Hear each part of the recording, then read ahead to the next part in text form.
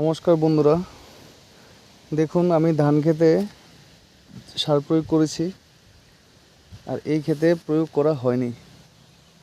একই সঙ্গে পাশাপাশি ক্ষেত, এটার মধ্যে আমি জৈব সার ব্যবহার করেছিলাম আর এটার মধ্যে ওরা কেমিক্যাল ব্যবহার করেছিল। বলেছিলাম ওদেরকে জৈব সার ব্যবহার করতে, ওরা করেনি।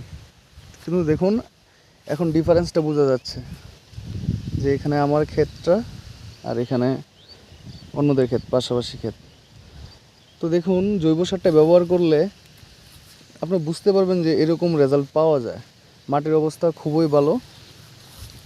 এখানে আপনি লক্ষ্য করতে পারবেন প্রচুর যে কেঁচুর মাটি, ক্ষেতের মধ্যে প্রচুর কেঁচু মাটি পুরোটা ক্ষেতের মধ্যে, যেমন আগে সেটা লক্ষ্য করা যায়নি। আর এখানে দেখুন অন্যদের ক্ষেত। তো এখানে জৈব সারটা ব্যবহারটা খুব ভালো কাজ করে। এটা আমি প্র্যাকটিক্যালি সেভিকোতে কাজ করি, কিন্তু নিজের খেতে দিয়ে প্র্যাকটিক্যালি এখন বুঝলাম যে অনেকটাই তফাৎ থাকে।